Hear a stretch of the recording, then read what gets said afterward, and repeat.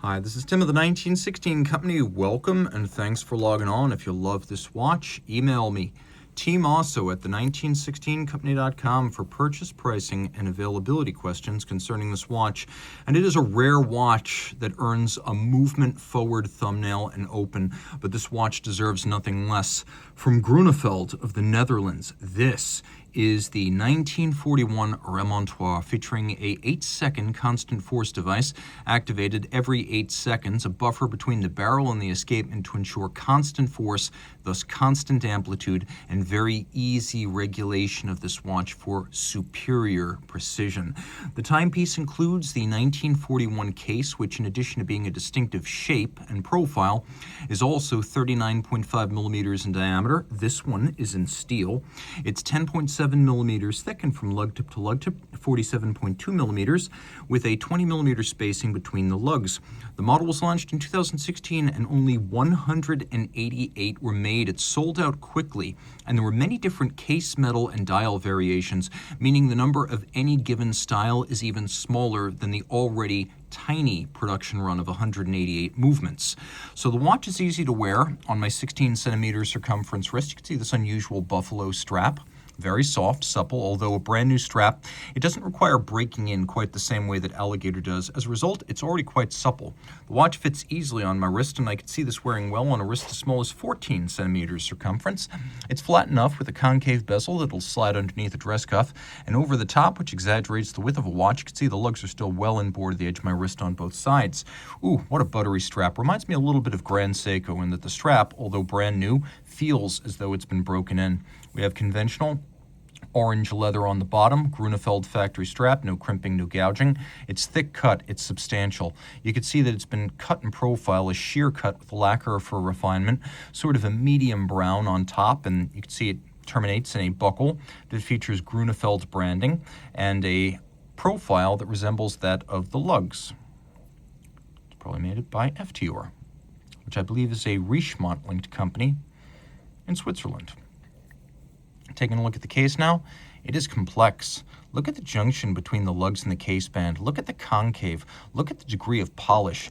Look at the fluting of the lug profile. We've got a little bit of a swell of the bezel at 12 o'clock and 6, and then it's concave through the 9 o'clock and 3 o'clock profiles. We have a Gronefeld branded conical crown here, 30 meters water resistant, so splash or rain only, don't take it swimming. The dial is sterling silver and made by Atelier Voutilanen, so this is écaille de poisson, a fish scale design, and in blue, it's a galvanized blue over a silver base, Voutilanen doing the lathe guilloche to create the double-step dial with the inner disc and the outer disc. We have these lovely media blasted matte hands and faceted applique indices which look like $1,000,000, and then outboard we have a chemin de fer, or a railroad track scale for the minutes. It's easy to read. We also have a little bit of a damper built in, not a brake so to speak, but a mechanism to control the transmission of energy from the barrel and the drivetrain through the Remontoire to the escapement. And so every 8 seconds it will activate, because the Remontoire unloads from the drivetrain to the escapement side every 8 seconds. So it is not the 1 second of, say, FP Journe, or the 60 seconds used by something like a Lange Zeitwerk. Every 8 seconds, you can see the mechanism, which includes a second locking lever with 3 pallet stones. It will transfer energy from the drivetrain side to the escapement side, and then this is the mechanism through which the energy is transmitted. You cannot see the transmission mechanism because it's on the dial side of the movement, but you could see the communication of energy, and then you could see the expenditure of energy in the motion of the escape wheel and the escapement. Now, it's a nice looking movement. It's also a substantial movement at 32 millimeters in diameter, so it nicely fills this case back. A few things to note. Stylistically, the Gronefelds use a lot of license to create something distinctive, but the reason the bridges are made from steel is not just to show that they can do it.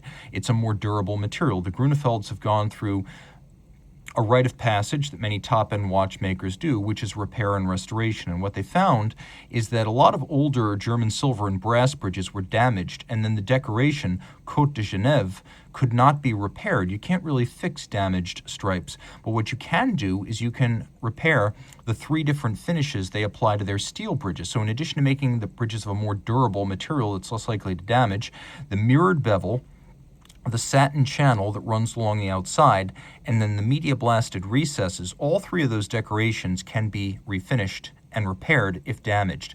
And that's why they were chosen for Gronefeld watches. Now you can see we have those triple finished bridges, and they're in the shape of bell gable roofs, or the top of a traditional Dutch house. You can also see that the locking lever for the Remontoire has a beautifully mirror-polished, specular finished and beveled intermediate bridge, and that we have these golden chaton cups, a nod to the pocket watch era of watchmaking. The Gronefelds are at least the 3rd generation of watchmakers in their family, so going back to Grandpa, you would have actually had work on chaton set jewels back in his day. Taking a quick look now at the architecture here. Barrel, drivetrain, Remontoire, and locking lever, and then escapement. We've got a free-sprung balance, so it's more durable. It can be adjusted in multiple positions, then the timing cannot be changed by concussion. If you look, there's an overcoil, so in addition to multi-position adjustment, the overcoil centers the mass of the hairspring, so that no matter what position it's in, gravitation is going to have less of a pull, or less an influence. It's going to have the same pull as it always does, because that's constant, 9.8 meters per second, but the effect of gravity is going to be less due to the overcoil. Also important, it's beaten away at 3 hertz. It doesn't have a long power reserve, 35 hours, but for those 35 hours, the balance will receive constant force and thus enjoy constant amplitude, which will allow very precise regulation of this 36 jewel movement. It is beautifully decorated, and I suspect it has a stopworks of some kind, because when you start to turn the crown, and I mean the first quarter of a turn, when the watch is stopped, it immediately jumps into action, and that's characteristic of a watch that would use a stopworks to halt itself before it gets to the point where either the Remontoire is no longer functional or the watch is no longer able to keep chronometer grade time. So I suspect there is a stopworks in here. Taking a look, all screw heads are mirror finished with chamfered slots and circumference. We've got beautiful beveled countersinks for the screws, and you can also see the base plate, which is made of brass, but engine turned and ruthenium coated to give it a dark aesthetic. We've got an incredible combination of ratchet wheel and barrel cover. You can see solarization on both with exquisite micro beveled teeth to the ratchet wheel. You can also see its center is concave and mirror finished. We also have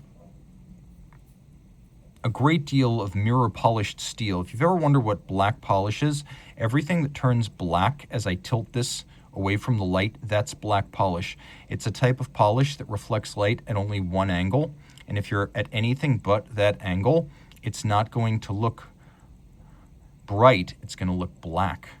And that's why it's called pali noir, or black polish.